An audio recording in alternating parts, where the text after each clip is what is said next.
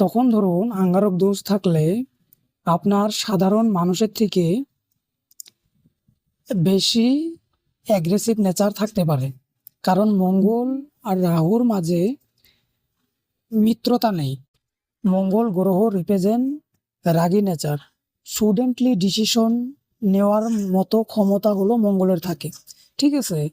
So এখান থেকে দেখা যাচ্ছে যে আপনি যদি আপনার লাইফে সুডেন্টলি কোনো কাজে হোক, কোনো ক্ষেত্রে হোক, ডিসিশন যদি নেন সুডেন্টলি, তাহলে সেই ডিসিশনের জন্য আপনাকে রাহু নেগেটিভ ইফেক্ট দিতে পারে, ঠিক আছে। এমন ধরনের সমস্যা দিতে পারে যেটা হলো আপনার মানে উপর থেকে নিচে পড়া, ঠিক আছে, সেটাকে বোঝা যায়, বুঝতে পারছেন।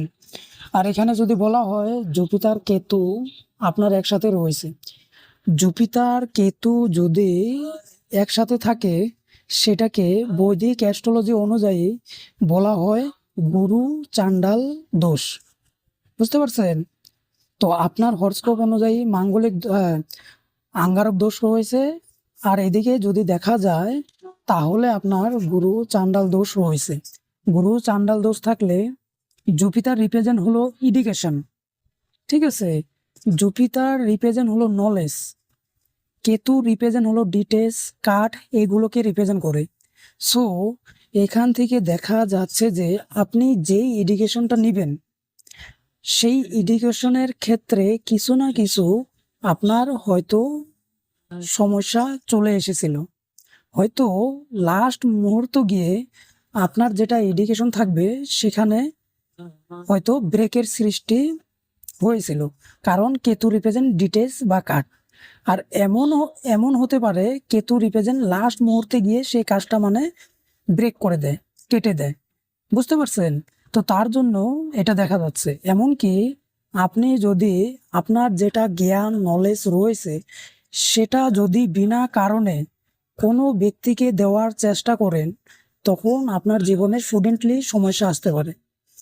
কারণ কেতু এখানে বলছে যে আপনার যেটা জ্ঞান রয়েছে সেটা আপনি নিজের ক্ষেত্রে ইউজ করুন, আর যদি আপনি মানুষের ক্ষেত্রে ইউজ করেন তখন জুপিটার আপনাকে কেতু আপনাকে ব্রেক করে দিবে, বুঝতে পারছেন।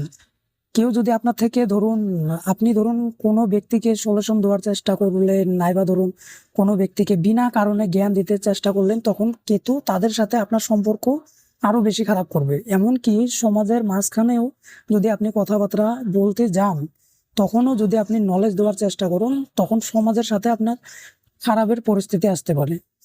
কিন্তু এখানে আরেকটা কথা হলো কি, কেতু জুপিটার একসাথে থাকলে স্পিরিচুয়ালি যেগুলো যেগুলো নলেজ রয়েছে, কেতু রিপ্রেজেন্ট স্পিরিচুয়াল, বুঝতে পারছেন। যেমন ধরুন অ্যাস্ট্রোলজি, যেমন ধরুন ধার্মিক ওরিয়েন্টেড, যেমন ধরুন ভাগবত, এগুলো যদি নলেজ দেন আপনি তাহলে আপনার জন্য বেশি ভালো।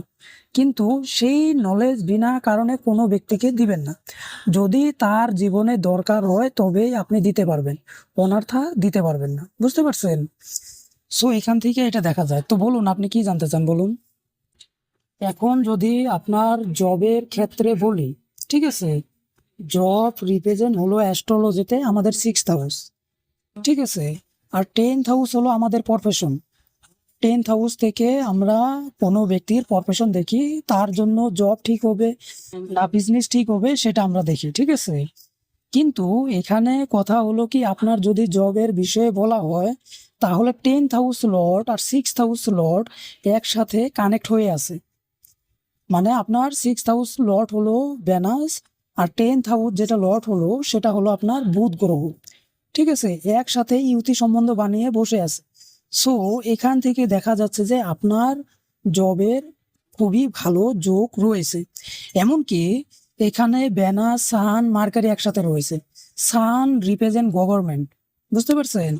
সো এখান থেকে দেখা যাচ্ছে যে আপনি যদি গভর্নমেন্ট ওরিয়েন্টেড যেগুলো সেক্টর রয়েছে সেগুলো সেক্টরে যদি আপনি তৈরি করেন জবের জন্য, জব আপনার হয়ে যাবে, কারণ আপনার হরস্কোপ অনুযায়ী ভালো এক প্রকারের যোগ রয়েছে, ঠিক আছে। 10th হাউস 6th হাউস উপর থেকে সূর্যর সাথে কানেক্ট হয়ে আছে, ইতি সম্বন্ধ বানিয়ে আছে, তার জন্য আপনি ট্রাই করতে পারেন। কিন্তু এখানে আরেকটা কথা হলো, আপনার মার্কারি রিপ্রেজেন্ট অ্যাস্ট্রোলজিতে টিচিং, ঠিক আছে, ব্যাংকিং, তারপর ধরুন যেগুলো অ্যাকাউন্টেন্ট, সান রিপ্রেজেন্ট, যেগুলো প্রশাসনিক ক্ষেত্র হয় না, সেগুলোতে আপনি তৈরি করতে পারেন। বুঝতে পারছেন? বেনাস রিপ্রেজেন্ট অলসো মেডিসিন ফিল্ড, এগুলো সেক্টরেই আপনি যদি তৈরি করেন তাহলে আপনার জব হয়ে যাবে। ওকে।